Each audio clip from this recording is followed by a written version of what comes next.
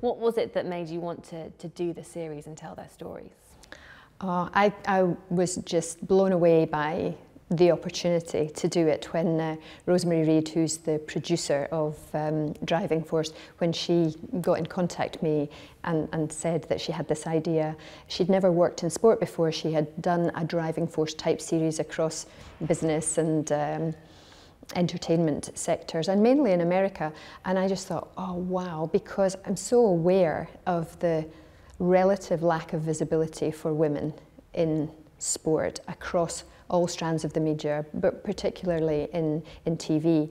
And you know, we're all so guilty of seeing the end result, you know, the Wimbledon final or the Olympics, and never giving a moment's thought for everything that went into getting that athlete or that player to that level on that day, on that week, on that year, or the previous 10, 20 years, or who helped them. And so the whole thing really appealed to me, to be able to tell the backstories behind these phenomenal sportswomen that we have.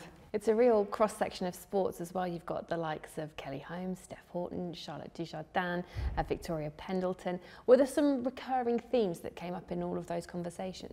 Yeah, there were a lot of commonalities, and it didn't surprise me. And I think that having gone through that young player to the top of tennis journey with Andy and Jamie, I was really fascinated to hear, you know, all about it. And I think, you know, as an example, what was very clear was that so many of them had been prepared physically or in a sporting sense to achieve what they did on the track or on the pitch or on a court somewhere, but hadn't been prepared for the life and business of being a successful professional athlete, because so many Olympians dedicate so many years to chasing the medal, but they're not earning any money in those years, and unless they win gold, they are probably unlikely to earn any money from their sport. So these years of dedication and sacrifice don't bring pounds with them. So that was a big thing for me, was the number of them who spoke about suddenly they won an Olympic gold. Often they weren't expected to, and the dealing with the suddenly being in the spotlight, the loss of privacy, suddenly you're famous, your time is not your own, everybody wants a piece of you, you're terrified of the media because you've got these press packs that are predominantly guys and photographers, and you're terrified you say the wrong thing and become a headline for the wrong reasons, social media, trolling, all of these kind of things. And I thought, you know, there's so much that needs to change about if an athlete buys into a program from a governing body that is preparing them for the Olympics. There is a duty on that governing body to ensure that they're preparing them for life after it. You know, whether that is dealing with the fame if they're successful, or if it's what do you do after it? Maybe you're not as successful, but is there a career for you in coaching or physio or sports psych or journalism or something that's related to all those years that you've dedicated to the sport? So I think that was a big thing, and one of my biggest hopes from Driving Force is that we create so many talking points around the issues and challenges that still exist in women's sport, that it will lead to action that will create a much better environment for future female sporting stars. We know there are challenges as well with getting girls active at a younger age and keeping them active. The interest and drop off in girls participating in sport gets younger all the time. Why is it so important to make sure that from a young age we're getting our girls active and keeping them that way? Oh, it's incredibly important, and it's been highlighted even more with all the restrictions that have been around us, the importance of staying active, not just for your physical health, but for your mental health as well. I mean, for me, I think sport is competing with so many other things for little girls' attention that were not around 20 or 30 years ago. You know, anything with music and dance, cheerleading, martial arts even, you know, and screens. Screens are a massive distraction from any kind of physical activity, but they're part and parcel of life now. And you know, for me, the three things that get girls into an activity, a physical activity, are fun, friends and fitness. And that's why I'm such a big believer in creating things that are all girl groups when they're young, because they want to be with their friends. Girls are generally not as robust, not as physical, not as competitive, not as noisy as the boys, and often in mixed environments the girls are intimidated by the boys. It's not that the boys mean to intimidate them. Boys are just different from girls. I know that. I had boys and I've been coaching for 30 years. So, you know, I think that's one of the things, because if you create a friendship group in a really fun and stimulating environment, which comes down to the community clubs and the coaches, the people that lead the activity, you have far more chance to keep girls in a sporting or physical activity if they've got their pals around them and they're having fun and they start to enjoy moving around, you know, whatever that is. And then love of exercise or love of movement becomes a way of life. And that's what it has to be for our long-term health of the nation. How do you keep yourself motivated, whether that's working on a particular project or particular goal, or even, you know, during the strange months that we've lived through over the last year or so? Do you have any tips or tricks if someone is perhaps struggling to keep that drive? I think I've always found that if I've got a list of things to do, and I tend to do that in the evening, I think that's partly old age, because I don't remember, you know, and I think, right, I write it down, and then I'm almost like going to bed knowing that, right, in the morning I've got to do that, that and that. But I think that during lockdown, I really enjoyed the first few months of having to switch off and chill out and slow down, because I've been going at my life hammer and tongs for years, and I live out of a suitcase and I'm all over the world, jumping on and off planes, and I've always worked hard and I love working hard. And my kids are always saying to me, Mom, why don't you slow down? Why don't you stop? But you know, I'm on a mission to help women in sport and try and grow my own sport. So at the start of lockdown, yeah, I actually enjoyed it more than I thought I would. It was a taste of what retirement might look like, but you know, after about 4 or 5, yeah, I kind of did. But I did, you know, I got my bike out, the weather was good, I was out exploring the countryside around where I lived, I got myself much fitter, I experimented with dairy-free and gluten-free. I made myself make a different recipe every single day. You know, I kind of set myself little challenges because I thought there's not an awful lot going on, but I need to have purpose.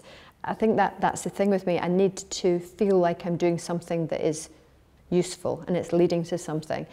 But I did enjoy quite a number of weeks on the sofa with Netflix and chocolate fingers and kettle chips as well. So absolutely like everybody else. But that's when my lists started to come in to give me a bit of structure.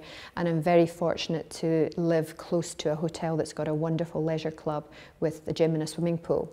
So I love to swim. I'm not so keen on the gym. My bike is my thing.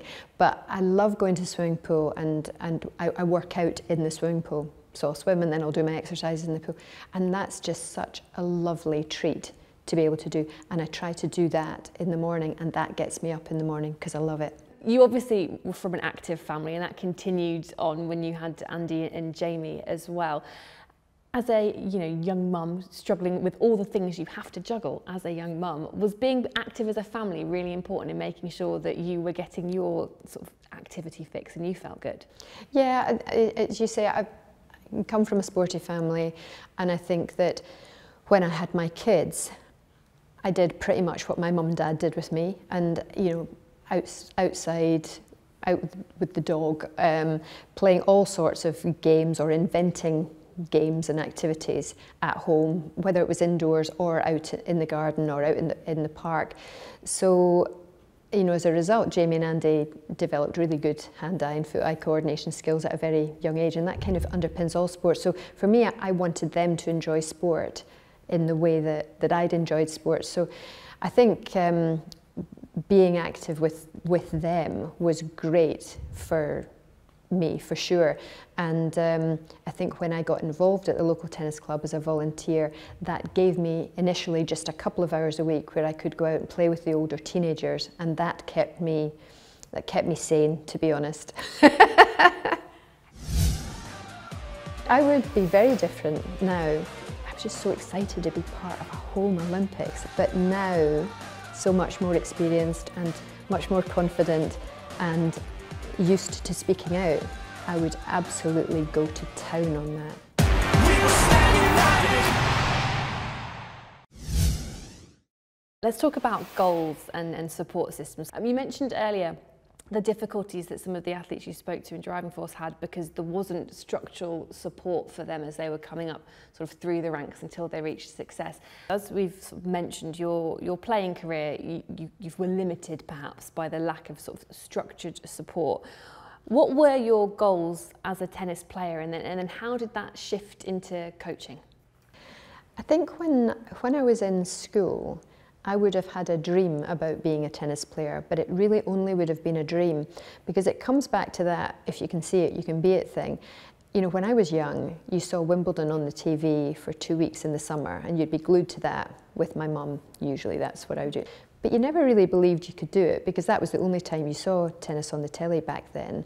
And, you know, Scotland had no infrastructure, we had no top players, there were no top coaches, and you played it as a sport through the summer months, and then we had no indoor courts, so you did something else in the winter. So I don't think I ever really believed that I would do it, but I wanted to give it a go. And when I finished school and I'd got results in my exams that allowed me a place at university, my dad said I could take a year to see how good I could become at tennis. And I was number 8 in Britain in the juniors at that point, and the top 6 were selected for a squad that was based at Queen's Club. And so I just missed out on it, and it really was the difference between having absolutely nothing based in Scotland and the chance to have had absolutely everything that you would have loved to have had, you know, a training environment, trips to tournaments, coaches, etc., etc. However, it wasn't to be, and I kind of took off on my own and tried to play overseas. But those were in the days where there were very few flights, there weren't mobile phones or the internet or ATM machines. I mean, you were very disconnected. And when I look back at it now, I think, God, you know, I was 17 and I took off on my own. I'm trying to coach myself, I'm trying to organise myself with transport, hotels, entries into competitions, get there, play the matches, learn from it. And it, you know, when I look back, I think, how on earth did I do that? I mean, it would be unheard of nowadays. Yeah, so, you know, the world was a very different place back then. Yeah, I would have loved to have had those opportunities, and I think that I kind of made amends for that with what I ended up being able to do when I eventually became the Scottish national coach. I created an infrastructure, I created a coaching team, and I created opportunities for the Scottish kids to be able to play overseas in the same way that kids from other countries could. So, tick. Your parents were obviously a huge support. How did they help you in dealing with that disappointment, encouraging you to pursue tennis on your own, and then adapting when things didn't quite go as you'd have liked them to? Yeah, my parents were great. I think you don't realise what your parents did for you until you become a parent yourself. Absolutely not. When I started having to cart Jamie and Andy around all of their various activities, not just their tennis tournaments, all of these things, I'm thinking, wow, you know, my mum used to drive up to my school, which was half an hour away from where we lived, north, drive back, and then drive me to Glasgow or Edinburgh on every night of the week that a tournament was on, to give me the chance to compete locally. And I had no idea. I would lie in the back of the car and fall asleep, partly because I was nervous and I didn't like her chattering to me. But I had no idea what lengths they went to, because somebody had to look after my brothers for her to be able to do that. You don't realise it until you have kids of your own. So, you know, they gave me every opportunity that they could with what was there at the time within Scotland. And they gave me their blessing and encouragement to go off and try it. They couldn't have done any more. They couldn't have come with me. My dad ran his own business. My mum had my 2 brothers to look after. So, you know, for me it was, okay, I tried it. It didn't work out for me. My dad kind of told me to come back. I had my purse stolen when I was in Barcelona, and it was quite it was just a really tough experience, and that's when you realise you're so far away from home and you're completely disconnected. You're in the phone box doing reverse charge international call to wherever. Oh, I've been mugged, or no, I wasn't mugged. Well, I've been robbed, you know, on a bus and whatever. And they were terrified. They were more terrified than I was. But my dad said, "Come home," and then he said, "It's too dangerous." In a way, I was glad that he made that decision for me. But you know, I did a crash course in secretarial college, shorthand and typing. I did my first coaching qualification in the gap before I went to university. So that was my dad saying, "Right, you're not sitting down at home doing nothing for 6 months. You know, go and do this and go and do." And those two things have served me so well over the years. You, of course, have been a huge part of the support network throughout Jamie and Andy's career as well. With both of them, I suppose, you were flung as a family into quite an intense media spotlight around 2005. As you were supporting, particularly Andy at that time, how did you deal with that as a family? Without question, that was the hardest thing to learn to deal with, was the being thrust into the spotlight unexpectedly. It was Wimbledon 2005 when, you know, Andy was in on a wild card, and he'd only just turned 18. I think he was ranked about 350 in the world, and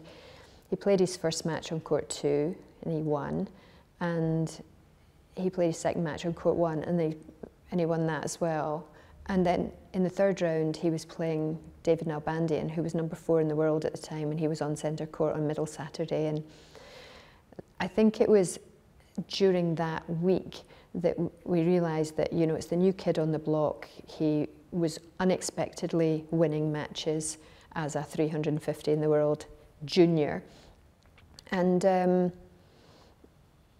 you know, when I went out to buy papers and rolls and milk for the breakfast in the morning, and then I would see front page, back page, it was him. And, you know, there were times when it was me carrying the rolls or the milk or whatever, depending on what paper it was. And Andy said, "Did you not see them taking photos of you?" And I went, "No, I didn't." I said, "I swear there was nobody on the street. We were just on a little back street, a little basement flat." And he's going, "Mum, they must have seen you, you know."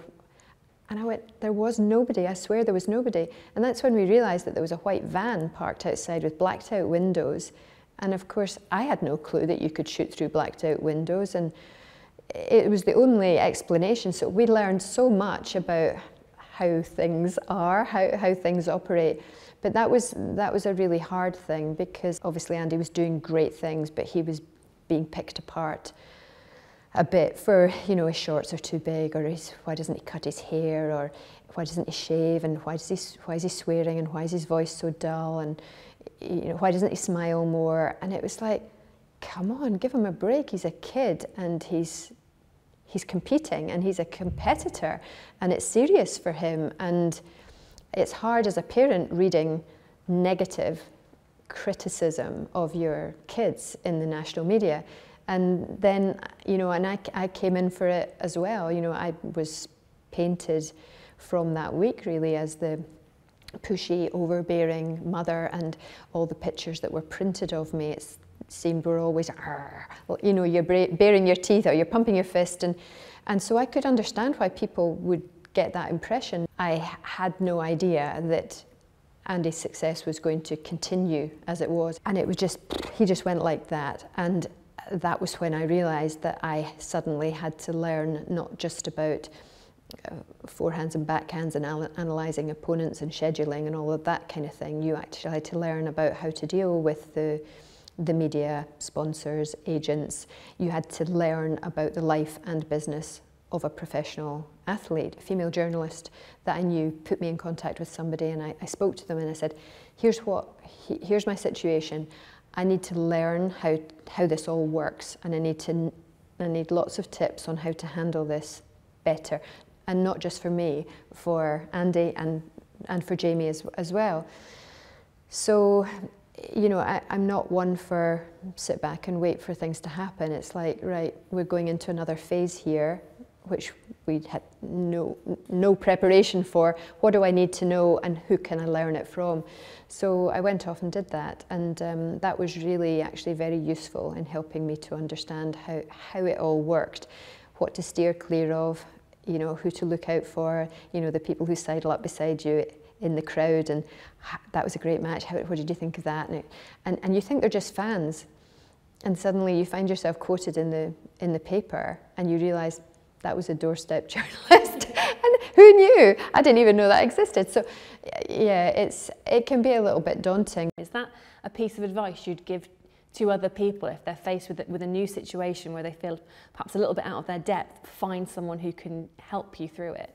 Yeah, it absolutely is. I think if you don't know anything about something and you need to know, find somebody who walks the walk as well as just talks the talk. You know, somebody who has the experience, the track record, is trustworthy. It's the quickest and easiest way to get good at something, is go and spend time with somebody who's great at it. Your Twitter bio now says tennis coach, pushy parent, allegedly, and then an eye roll smiley face. Do you feel like you might have reclaimed it and resculpted it a little bit?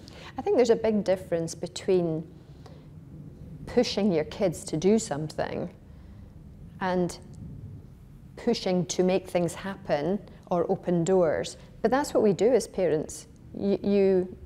That's our job. We are there to create the environment in which our kids can thrive. And I think that anybody who knows me knows that I'm not like that. And I think that in recent years, I think a lot of people's opinion has changed of me. You know, if my kids had been exceptional team sport players in rugby, cricket or football, they'd have been signed by a club, and the club would have provided everything for them, from the kit to the transport to the fixture list to the salary to the bonus, and you would have been a parent in the crowd like everybody else. But in an individual sport, it's not like that. You have to make everything happen as the parent. So parents tend to get more overly invested often when it comes to individual sport, and it's completely understandable. But it definitely, speaking about it more and explaining all the backstory and everything, people they understand why you need to be present. You talk a lot about, you know, wanting to improve the gender balance in tennis beyond sort of what we see on court, where it is, you know, women's tour, men's tour, fairly equal prize money. Are there any instances that you can think of sort of in your coaching career where you've really had to take a moment and sort of rise above what is quite clearly, you know, sort of sexism? The thing that always springs to mind was the Olympics in 2012. You know, we had a London Olympics, and I was the captain of the Fed Cup team, so therefore I was the captain of the tennis team at the Olympics. I had 4 girls playing in it, and I remember going to pick up the kit a couple of days before the event started, and everything was laid out in piles with players' names on them. So there was all the coaches, the physios, the fitness trainers, the male players, the female players, and I kind of walked around the whole thing, and I thought, there isn't one for me, there isn't one with my name on it. So I took my time, and then I said to the guy who was the team manager, I said, where's my kit?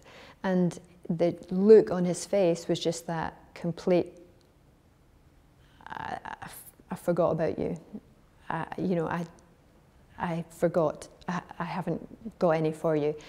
At first I thought he was joking, and then I realised that he wasn't. And I said, okay, so what do we do here? I said, who can we contact?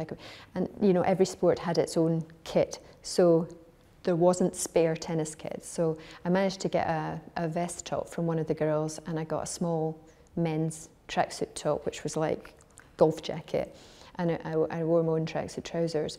But what that made me feel like, again, was like I didn't matter, I wasn't important, it wasn't in their psyche to think of a female coach. And I really sucked it up because of the team spirit thing. I didn't want the girls to see a row or anything like that going on. But internally, that was an incredibly tough thing for me, and just another example of men seeing things with men's eyes, not used to having women in their workforce. And such a massive moment in my life to be the captain, and I wanted to look the part along with the girls, and I couldn't. If that happened any time now, I imagine your response might be quite different. I would be very different now. You know, I was very new into that job. It was my first kind of full year into that role, and you know, obviously I was still getting to grips with it and trying to prove myself and all the rest of it. And I was just so excited to be part of a home Olympics, and never would have imagined I'd get the opportunity to do that. But now, you know, 8 years on, and so much more experienced and much more confident and used to speaking out, I would absolutely go to town on that. But it wasn't the right time or place to do that, but I should have done something after the event, and I didn't. But yeah, if it happened now, I absolutely would. I wouldn't miss. Billie Jean King has called you a little bit of a disruptor, which I think is high praise indeed. What is your advice to anyone that is looking to make a small change, whether it's in their own life or in their bigger community? For me, it's about, if you see something that isn't right, whatever it is, or something that needs to be put in place, if you see something that needs to be done, get off your butt and do it, or make that first step. But you know, if we all sit back and wait for someone else to do something, we're not going to achieve what we want to achieve, and we're not going to make the changes that need to be done. So take that first step. And if you're afraid to take the first step on your own, find somebody else who feels the same as you and take it together, because there is a security in that there is somebody who's got your back. I'm probably a bit more careful about eating more vegetable and not as much carb. You know, whereas if I'm treating myself, I like minute steak and chips with a garlic butter or something over it. I mean, absolutely phenomenal, and I am very partial to New Zealand Sauvignon.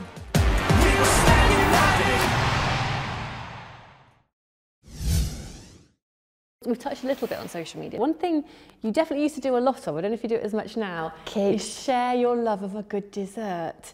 Have you got a sweet tooth? Is that your ultimate sort of treat? Yeah, you're so right. I had a spell where I would post a lot of cake and dessert pictures. And you know what's been great about that is that I can turn up at tournaments and events and people bring me cakes and desserts. You know, often I'll check into a hotel at a tournament, especially when I'm working with the WTA, and I get to my room and there will be a cake or a selection of cakes in there. And I'm going, Twitter is the most wonderful thing. You know, so clearly people pick up on that from, you know, from social media. So yeah, I have got a bit of a sweet tooth. I think not as sweet as it once was. I think your taste buds change as you get older.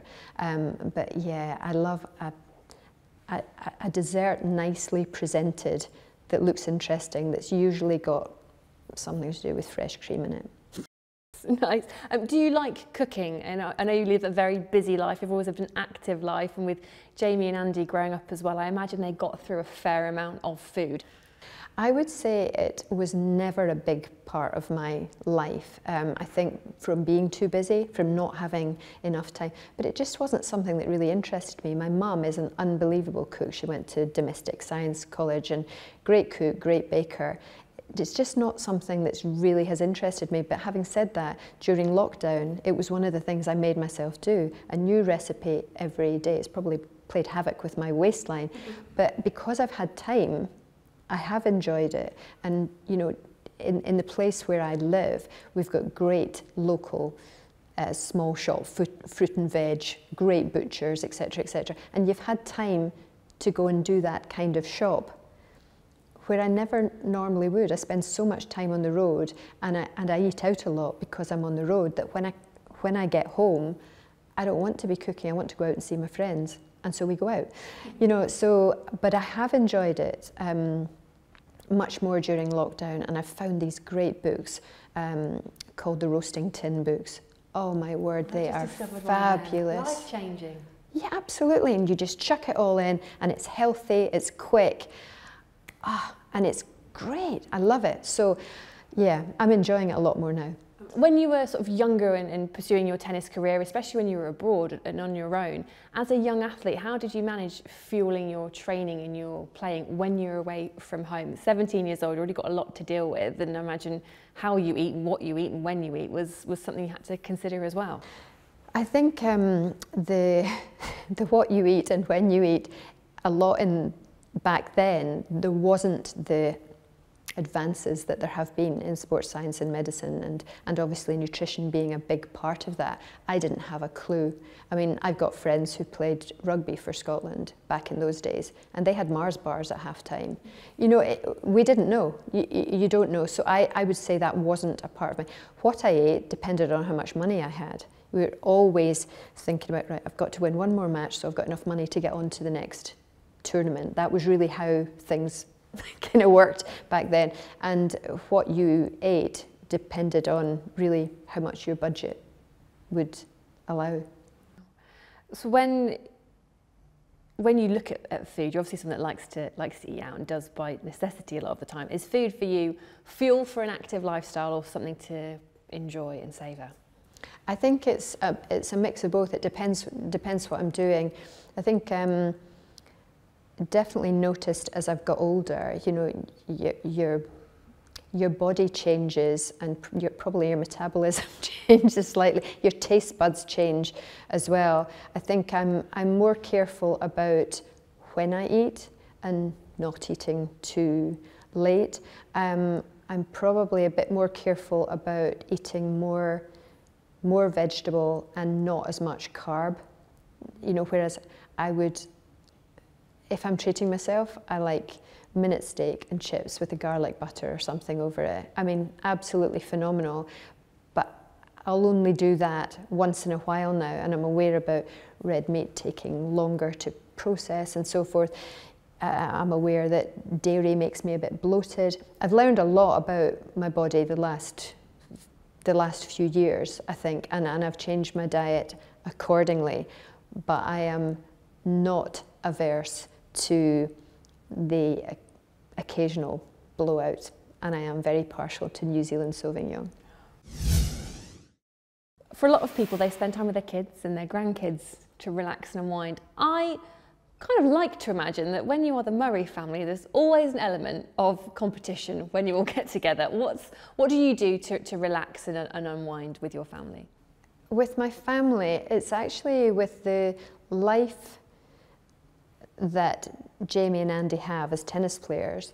They're out of the country so often that actually having what most people would think is normal family time, the opportunities for that are actually few and far between. But when they do happen, there are certain things that are an absolute staple. One is dominoes, and one is carpet bowls. And they are things that we always would do, you know, if we had around at grandparents and my brothers and so forth. When you've got a big family gathering, they're the kind of things that always come out. My mum and dad love dominoes, and we do quite a lot of scattergories. But we do scattergories in pairs when we have a big gathering. So whoever partners my mum and dad, who are very deaf, is never going to win scattergories. So as soon as you draw for, like, who's your partner, and it's like, oh no, I've got Gran. And I'm thinking, you know, in a few years that'll be me with a hearing aid, and they'll go, oh no, I've got Mum. What do you do if you're on your own and you want a nice relaxing evening? How do you unwind after a busy day? What I like to do is I'll go over for a swim and a steam. Obviously the steam rooms are not open at the moment, but I love to do that. There's an outdoor hot pool, bubbly pool, where I go, and I love to do that. I'll swim, I'll do my exercises in the water, I'll go out to the hot pool, I'll go to the steam room when it's open. For me, that's a nice evening. I love going to musicals.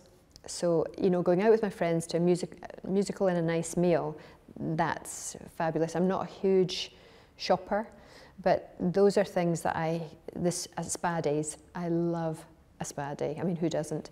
But yeah, those would be my things of choice to do. And darts, I love darts. Yeah. So yeah, when I am able to, I like to go to the Ali Pali between Christmas and New Year. I've been quite a few times. I've been to World Champs at Blackpool. That's, you know, and if the Premier League darts comes to Glasgow or Aberdeen, I'll go up and watch one of them. You weren't expecting that, were you? I wasn't. I don't tend to watch right at the start. I like most sports when it comes to the crunch end, and you can see where, you know, the mental side of the game comes in. Yeah, I was a big Phil the Power fan, and I'm a big Gary Anderson fan, obviously, because he's Scottish. But, and you know, normally I would be on the other side of the world when that's on now, you know, usually over in Australia. And of course it's on in the morning there.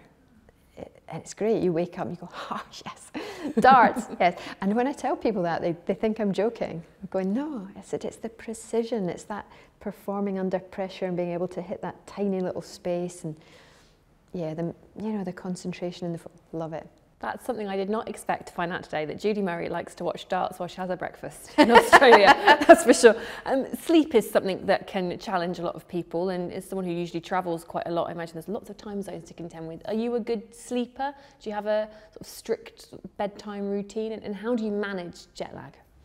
When I'm at home, I would say I'm usually in bed by 10:30, and I'm usually up by 7:30. Sometimes wake up before that. I tend to not set my alarm unless I'm getting a flight, and I have to, because the daylight usually wakens me up. So with traveling, jet lag is something that you have to learn how to deal with, and everybody finds their own way. I mean, the boys will take sleeping tablets to make sure that they sleep on a flight in order to help them to get into the time zone of where it is they're going. And a lot of your success in managing jet lag can be through when you eat. So trying to get into the eating time zone of where you're going to land is actually really important. So I think I remember that was another thing that I had to learn a lot about, you know, going to workshops or courses and actually listening to real life examples from people talking about it. I mean, I remember when we first started traveling into different time zones, simple things like I take clothes pegs with me so that I can close the curtains, because you get a better sleep when you're blacked out, and you do wake up when the day starts to break. So if you want to keep it darker for longer, to make sure that you can pin the curtains together. Very good tip. I know, it's just a wee simple one, but it always works. And not even with, you know, jet lag. I sometimes find if you go to any hotel, quite often there's light coming in and through the windows in a way that you wouldn't normally have. That's a very good tip. Other than that, perhaps, have you got any advice for people that do struggle to get to sleep normally, in terms of how to sort of wind down? Is that something you can do quite easily? Yeah, I'd say generally speaking, I don't have a problem with sleeping, but I think we're all different. It's I think you can only really say sort of what works for you. I think you have to be careful not to eat or drink things close to going to bed that are going to, you know, coffee, or, you know, for some people it's certain foodstuffs as well. I think you just need to get to know your own body and what works for you, or what upsets your routine. But you know, if I can't get to sleep, it's usually because I've got too much on my mind, either too much going on, or something's worrying me, or if I've got an early flight and I'm scared that I'm going to sleep through it. I never ever have, not once, and I'll always set my alarm. In fact, I'll set 2 alarms just in case. But it happened to me last week. I had an early flight, and I had to be out of the house by about 4:30. Yeah, one of those ghastly ones. And I just didn't sleep. I just ended up staying up all night. You just see every half an hour on the clock, don't you? Yeah. Do you struggle to sleep more if you've got a big day the next day, or if Jamie or Andy have got a big match the next day? Because I imagine if your son's in a Wimbledon final, you might struggle to sleep the night before. Yeah, definitely. The first 2 Wimbledon finals that Andy was in, I definitely struggled to get to sleep. I can remember going way back in 2004, Andy was in the final of the US Open Juniors, and we were staying in the Grand Hyatt. It was the junior tournament hotel in New York, and I was sharing a room with him, and I couldn't get to sleep because I was I was nervous and I was excited at the same time. And normally when I sleep, I don't move. I sleep on my back and I literally don't move. My friends, if I'm sharing a room with my friends, they laugh at me and they go, you know, it's like sometimes we come across and prod you in case you're dead because you literally don't move. I'm like this. And I was aware on that night that I was tossing and turning a lot, and I was scared I was going to wake Andy up.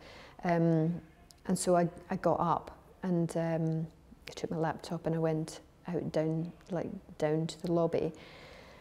And it's one of those things where I was so aware that my being nervous would rub off on him, because your kids pick up on absolutely everything from you, and I was trying to be as normal, as normal as possible. So I went back up, around 7:30, something like that. And he's going, "Where have you been? Where have you?" And I said, "I just had something to do on the computer." And but actually, I didn't sleep that night. I was just like so excited, nervous on his behalf, but yeah, realising that wasn't actually doing him any good at all. Bet you sleep very well after they get a big win though. Oh yeah, well I don't know, you see you've got the flip side of it, you've got the adrenaline to contend with, so that can be quite difficult as well, because you're just overly excited. Well, Judy, Jamie and Andy and the whole tennising world, plus women everywhere really, are very fortunate to have you in their corner and doing what you do, and we have absolutely loved speaking to you, so thank you for joining us. Thank you for having me. Sky Sports. Feel it all.